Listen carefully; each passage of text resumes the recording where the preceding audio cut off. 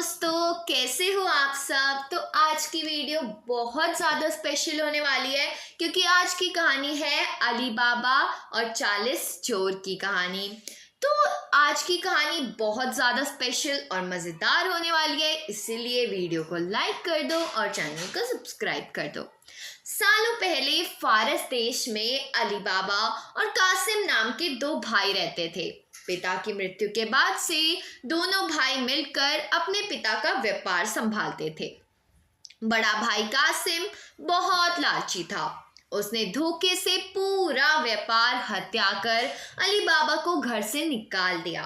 इसके बाद अली बाबा किसी बस्ती में जाकर अपनी पत्नी के साथ झोपड़ी में गरीबी की जिंदगी व्यतीत करने लगा।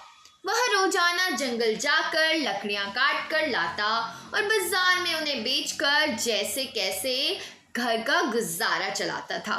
एक दिन अली बाबा ने जंगल में लकड़ी काटते समय 40 घुड़सवार को वहां आते हुए देखा। सभी घुड़सवार के पास धन की पोटली और खंजर थे। यह देखकर वह समझ गया था कि ये सभी चोर हैं। अली बाबा एक पेड़ के पीछे छिपकर उन्हें देखने लगा। तभी सभी घुड़सवार एक पहाड़ के पास जाकर खड़े हो गए। तभी चोरों के सरदार ने पहाड़ी के सामने खड़े होकर बोला, खुल जा सिम सिम। इसके बाद पहाड़ में से एक गुफा का दरवाजा खुला। सारे घुड़सवार उस गुफा के अंदर चले गए। अंदर जाकर उन्होंने बोला, बंद हो जा सिम सिम, और गुफा का द्वार बंद हो गया। यह देख अली बाबा दंग रह गया। कुछ देर बाद वो दरवाजा फिर से खुला और उसमें से वे सभी घुड़सवार निकले और वहां से रवाना हो गए। अली बाबा यह जानने को बेताब हो गया कि आखिर इस गुफा में क्या है और वो सब यहाँ क्या कर रहे थे। इसके बाद उसने गुफा में जाने का फैसला किया। वह उस पहाड़ के सामने गया और बार बार चोरों के सरदार के शब्द बोलने लगा, खुल जा सिम सिम, खुल जा सिम सिम। गुफा का दरवाजा खुल गया।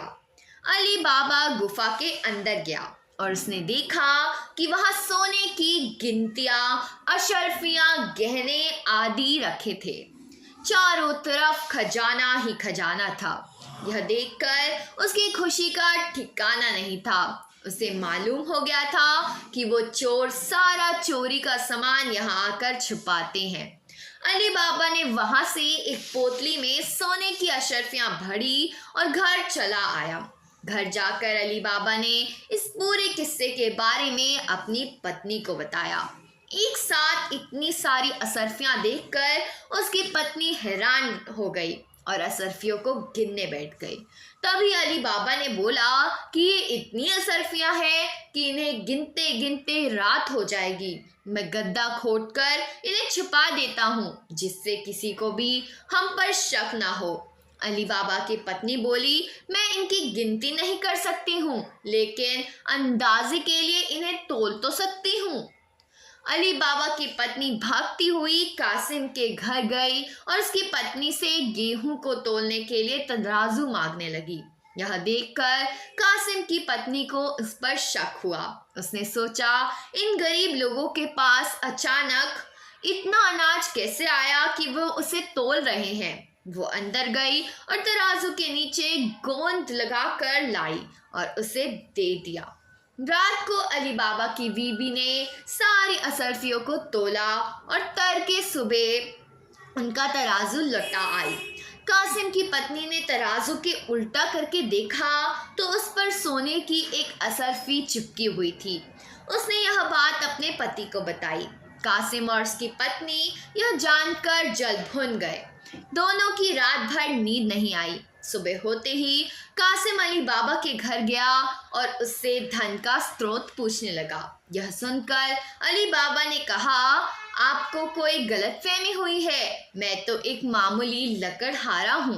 कासिम ने बोला कि तुम्हारी बीवी कल हमारे घर से अशर्फियों को तोड़ने के लिए तराजू लेकर गई थी। ये देखो, यह अशर्फी तराजू पर चिपकी मिली है। सब सच बताओ, नहीं तो मैं सबको बता दूंगा कि तुमने चोरी की है।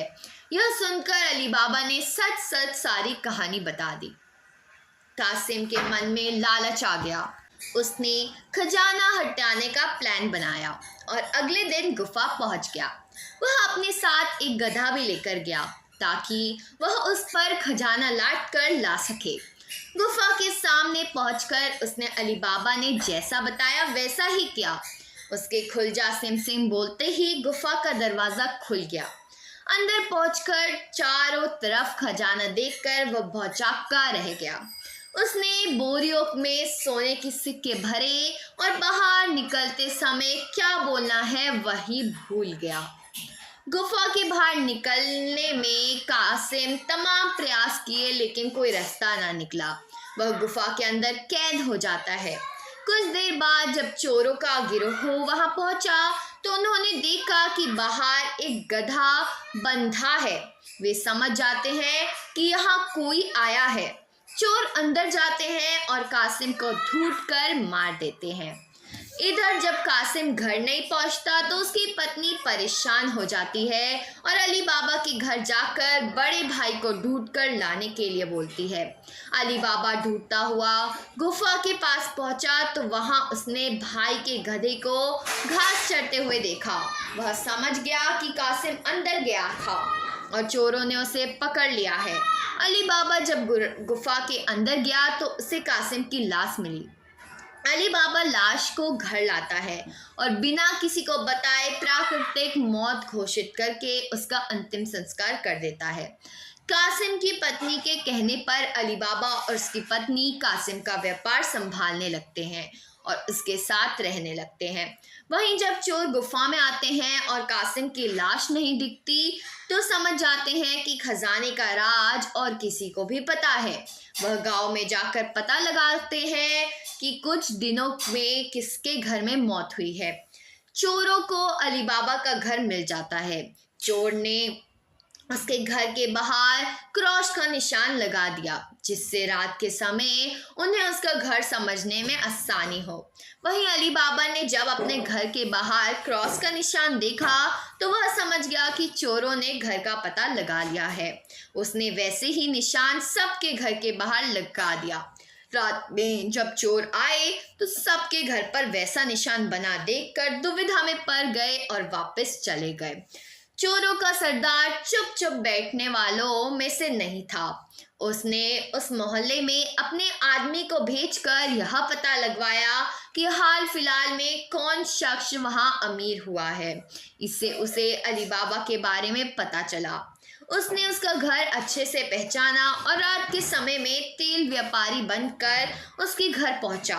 वह अपने साथ तेल के 40 पीपों को लेकर गया जिसमें 39 में चोर और एक पीपा में तेल था।